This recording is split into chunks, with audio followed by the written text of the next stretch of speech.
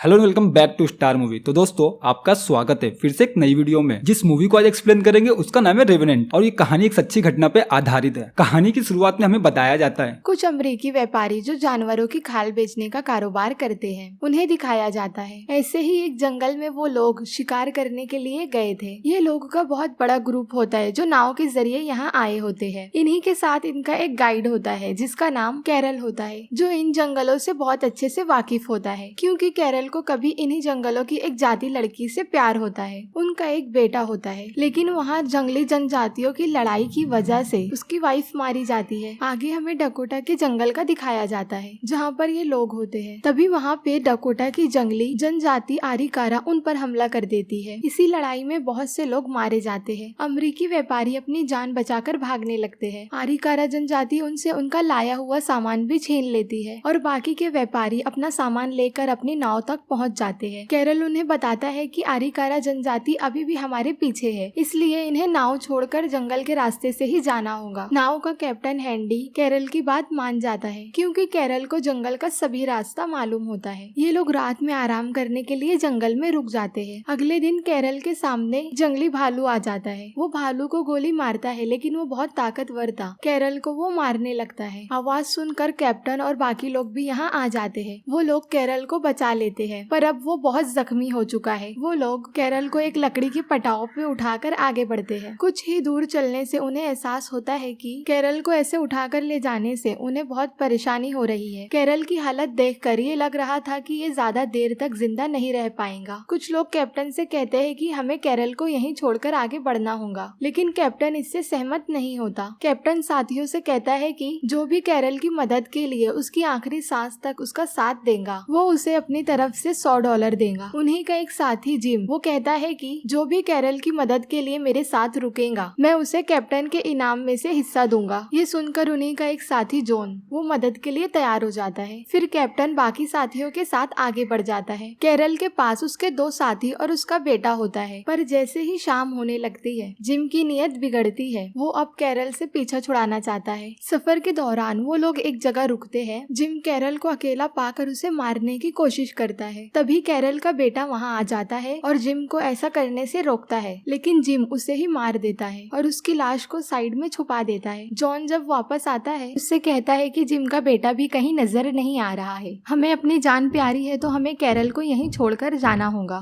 Gym के बहकावे में आकर जॉन कैरल को छोड़कर आगे बढ़ जाता है और अब इस घने जंगल में कैरल अपनी आखिरी सांसें गिन रहा होता है और उसकी वजह से उसका बेटा भी मारा जाता है। कैरल अपने बेटे के पास ही बैठा रहता है। दूसरी तरफ जॉन को पता चलता है कि जिम ने उससे झूठ कहा था कि उसने वहाँ पे जंगली भालुओं के झुंड देखे थे। जॉन जिम पर गुस्सा करता है और अब वो कुछ नहीं कर सकता है। वो कैरल को छोड़कर काफी आगे आ चुका है। यहाँ कैरल आगे बढ़ने की कोशिश करता है। वो एक नदी के किनारे पहुँचता है, लेकिन तभी वहाँ पे निशानों का पीछा करते हुए आरिकारी जनजाति वहाँ पहुँच जाती है। कैरल उन्हें देखकर नदी में कूद जाता है। कैरल तैरते हुए दूसरे किनारे पहुँच जाता है। कैरल फिर वहीं थोड़ी देर आराम करता है। आगे दिखाया जाता है कि भेड़िए का एक झुंड किसी जानवर का शिकार कर रहे होते हैं। भेड़ियों के डर की वजह से कैरल आगे नहीं बढ़ता। आगे दिखाया जाता है कि एक आदमी एक मरे हुए जानवर को खा रहा होता है। कैरल उसके पास जाता है। वो कैरल पे हमला करने ही वाला था कि कैरल कहता है मेरे साथी मुझे जंगल में अकेला मरने के लिए छोड़ गए और मेरा एक बेटा था उसे भी मार दिया गया। फिर वो आदमी उसे बताता है कि आरिकारा के लोगों ने मेरे परिवार यहाँ तक के पूरी बस्ती को ही जला डाला, सिर्फ मैं ही जिंदा बच पाया हूँ। फिर वो उससे उसके घाव का पूछता है। फिर वो उसे अपने घाव दिखाता है। अब वो लोग साथ में आगे बढ़ते हैं। वो रास्ते में ही कैरल का इलाज भी करता है। वो कैरल के लिए आग जलाता है उसे ठंड से बचाने के लिए। फिर वो उससे कहता है मैं दक्षिण की ओर जा रहा हूँ, मैं यहाँ से तुम्हारे साथ आगे नहीं जा पाऊंगा, और वो उसे अलविदा कहकर वहाँ से चला जाता है। आगे हमें दिखाया जाता है जिम उन लोगों को बता रहा होता है कि कैसे कैरल की मौत हुई और उसका बच्चा लापता है। जॉन ना चाहते हुए भी उसके झूठ में उसका साथ देता है क्योंकि वो भी कैरल को वहीं छोड़ देता है और अपना इनाम ले लेते हैं जैसा कि कैप्टन ने कहा था। वहाँ कैरल को भूख और ठंड से हेलोसिएशन होने लगता है। उसे ऐसा लगता है कि उसका बेटा अभी भी उसके साथ है। वो उसे गले लगाता है, लेकिन अगले ही पल ये महसूस होता है कि वो एक पेड़ है। कभी उसको ऐसा लगता है कि उसकी वाइफ उसके पास है, लेकिन फिर भी किसी तरह कैरल अपने आप को संभालता है और आगे बढ़ता है। आगे पता चलता है कि कुछ फ्रांसिस्टियों ने डेरा डाला हुआ है। उन्हीं का एक घोड़ा लेकर कैरल आगे बढ़ जाता है। अगले दिन कैरल देखता है आरिकारा जनजाति के लोग उसके बहुत करीब आ चुके हैं। कैरल वहाँ से भागता है लेकिन आगे रास्ता नहीं होता है। कैरल अपने घोड़े को चट्टान से ही छलांग लगा देता है जिससे उसका घोड़ा मर जाता है और वो जख्मी हो जाता है। फिर यहाँ बर्फबारी होती है। कैरल खुद को ठंड से बचाने के लिए घोड़े का पेट चीरकर उसके अंदर चला जाता है। आगे दिखाया जाता है कि एक आदमी को जंगल में पानी की बोतल मिली होती है। वो कमांडर को बता रहा होता है। कमांडर वो बोतल देखकर समझ जाता है कि ये जरूर किसी अमेरिकी की है। दरअसल ये बोतल फ्रांसीसियों से घोड़ा छीनते वक्त गिर गई होंगी। कमांडर को लगता है कि वो कैरल के बेटे की है क्योंकि जिम ने बताया था कि कैरल के बेटे का पता नहीं है और कैरल मर गया है। फिर वो लोग कैरल के बेटे को बचाने के लिए जंगल की तरफ निकल जाते हैं। कमांडर देखता है कि वहाँ पे कैरल का बेटा ना होते हुए खुद कैरल है। कमांडर ये देखकर समझ जाता है कि जिम और जॉन ने उससे झूठ कहा। वो अपने सैनिकों से कहता है कि फौरन उन्हें गिरफ्तार कर लो, लेकिन तब तक वो लोग वहाँ से भाग चुके होते हैं और सेना की तिजोरी भी लूट कर अपने साथ ले गए होते हैं। लेकिन जॉन को ये लोग पकड़ लेते हैं और उसे मारने लगते हैं क्योंकि कमांडर को लगता है जॉन भी गद्दार है। तो कैरल उसे बताता है जब जिम ने उसके बेटे को मारा था तब जॉन वहाँ नहीं था। न ही जॉन को जिम के इरादों का पता था, लेकिन कैन जिम के ही बारे में सोच रहा होता है क्योंकि उसका एक ही बेटा होता है जिसको जिम ने मार दिया होता है। वो कमांडर को कहता है कि जिम अभी ज्यादा दूर नहीं गया होगा, हमें उसके पीछे जाना चाहिए। दोनों फिर उसको पकड़ने के लिए निकल जाते हैं। वो सोचते हैं अलग अलग ढूंढेंगे तो वो जल्दी मिल जाएगा। ऐसा करते हुए कमांडर को जिम मिल जाता है, लेकिन जिम कमांडर को गोली मार देता है। कैरल गोली की आवाज सुनकर वहाँ आ जाता है। वो देखता है कमांडर मर चुका है। वो समझ जाता है जिम यहीं आसपास है। फिर कैरल कमांडर की बॉडी को लकड़ी के सहारे घोड़े पे बैठाता है और आगे बढ़ता है। जिम उसे देखकर समझता है कि ये कैरल है और उसे गोली मार देता है। फिर जिम उसे देखने के लिए जाता है। फिर कैरल उसे गोली मार देता है। फिर जिम जंगल की ओर भागता है। कैरल भी उसके पीछे भागता है। फिर ये दोनों के बीच हाथापाई होने लगती है। नदी के दूसरे किनारे अराकारी के लोग आ जाते हैं जो इनका पीछा कर रहे होते हैं। ये देखकर कैरल जिम को नदी में ढकेल देता है जिससे वो लोग उसे पकड़ लेते हैं और कैरल को वहीं छोड़कर आगे बढ़ जाते हैं। और यहीं पे इस मूवी की एंडिंग होती है। सो गाइस, आई होप कि आपको ये वीडियो पसंद आई हो और इसी तरह हमारे एक्सप्लेनेशन को सुनने के लिए हमारे चैनल को सब्सक्राइब करें। Thank you.